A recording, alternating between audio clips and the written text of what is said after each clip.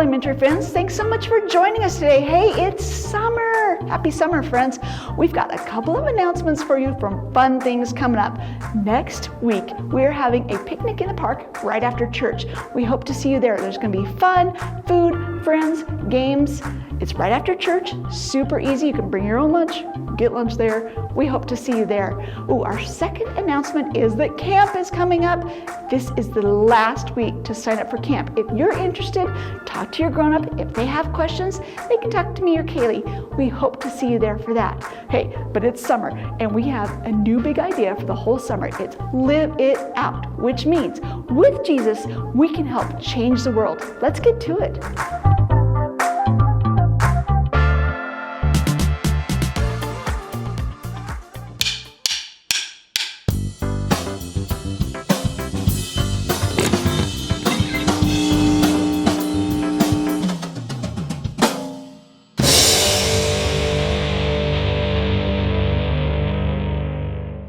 Have you ever asked yourself, what would Jesus do?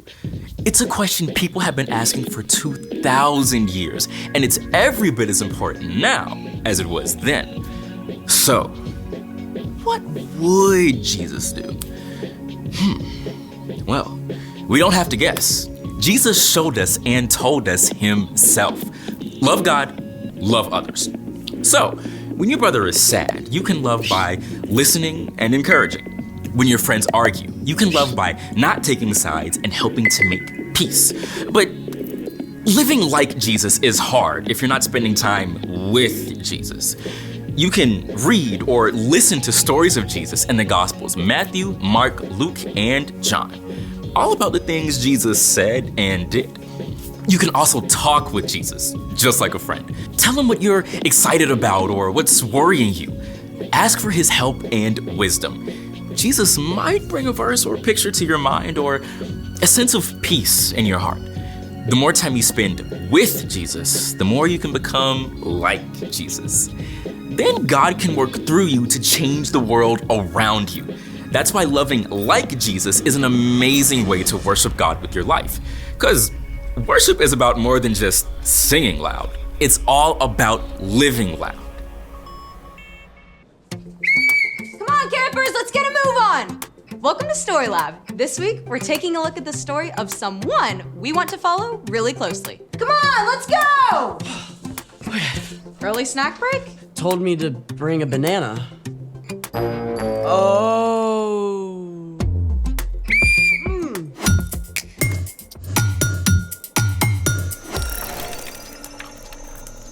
Hey, I'm Skylar. And I'm Sebastian. This summer, we're talking about what it looks like to live like Jesus. And we're getting ready to help with STEAM Camp. Just practicing. To be clear, this is not STEAM Train Camp. STEAM Camp is all about science, technology, engineering, arts, and math. So many amazingly awesome activities to set up. I mean, with all this awesomeness to come, I feel like we should look a little more awesome. What'd you have in mind? Well, what's a camp without tie-dye shirts? I see your tie-dye. I raise you, ice dye. What? Let's make it. For today's experiment, we're creating extraordinary shirts. Using ice. Step 1, soak a clean shirt in water, then wring out all of the water. Which we've already done. Which brings us to step 2. Place your shirt on a wire rack, then scrunch it up into a tight mound. Super tight. Then use rubber bands to keep it in place. Don't even think about it. Okay, step 3, cover your shirt completely with ice. This ice is pretty cold. It's frozen water. What do you expect?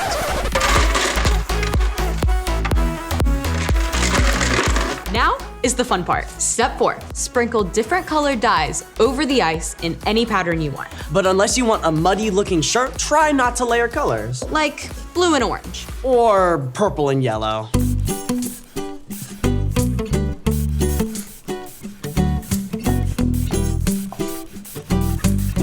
Okay, so now what?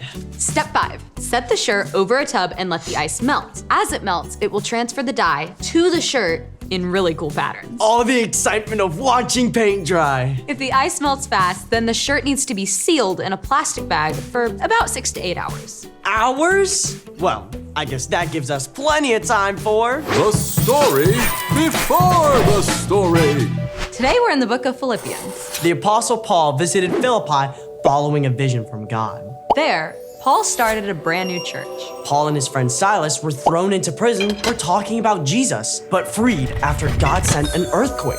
Though Paul left the city soon after, the Philippian church continued to support him, Later, while in prison again, Paul sent them a letter. which is where our story starts. Take it away.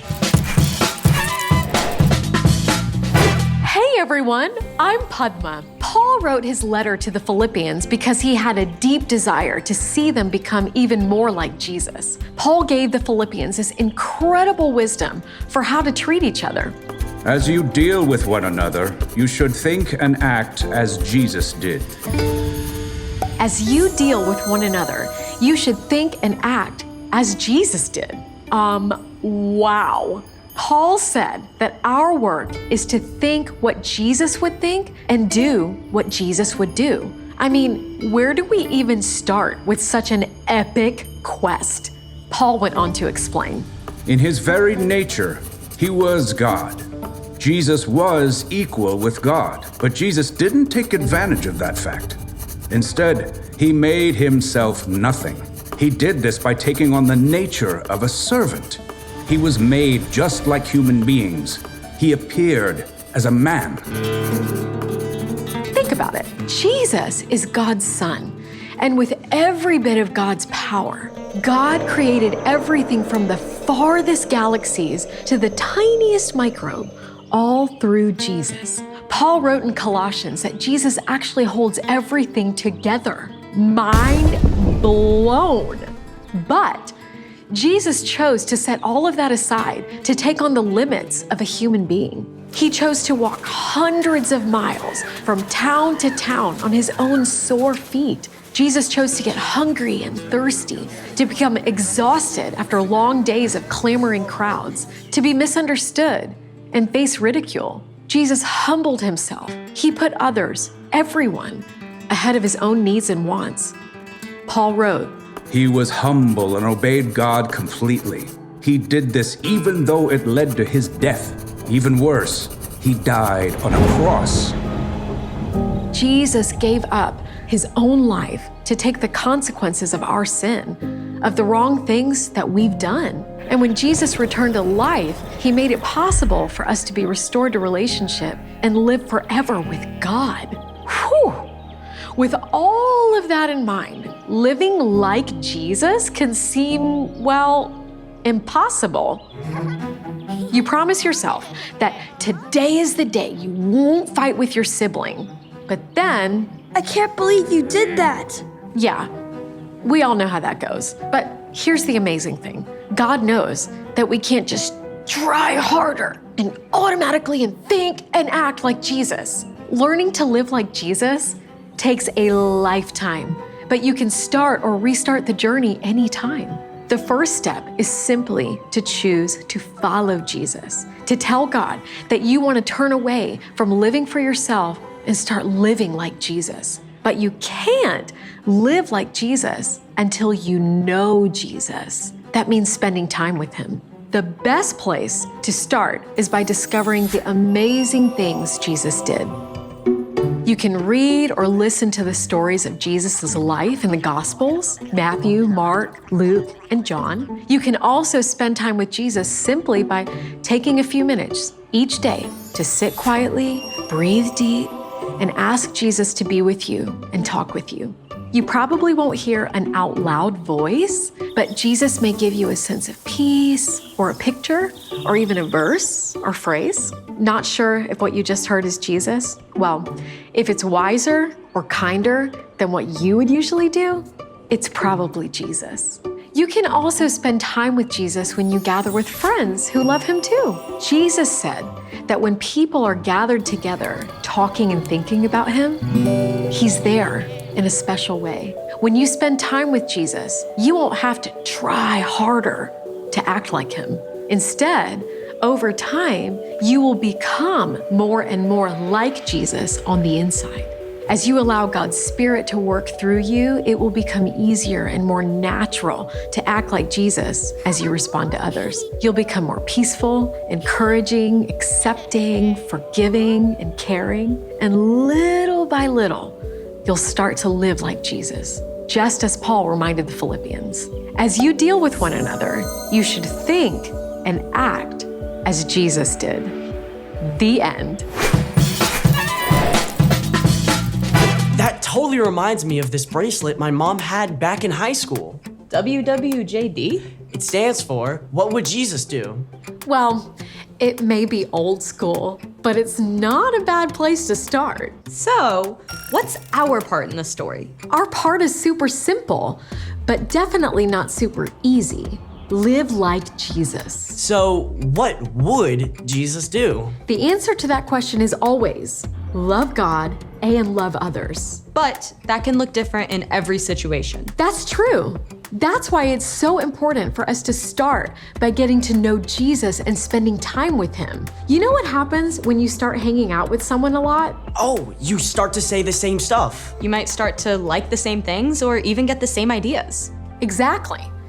That's what happens when you spend time getting to know Jesus. You start to think and act more like Jesus. And you don't have to do it on your own. That's right. When we stay connected to Jesus, God can actually work inside of us to change the world around us. Sounds like a win-win to me. Me too. Me three. You did not just say that. For real. See you next time. So here's the thing. Live like Jesus. The more time you spend with Jesus, the more God can work through you. To color the world around you. Speaking of color, are the shirts done yet? Not even close. But the ones I did yesterday are finished. These are incredible. I suddenly feel like eating rainbow sherbet. Camp mode activated. Thanks for joining us in the Story Lab. See you next time. Do you want to ice dye some bandanas too? Of course. Let's go.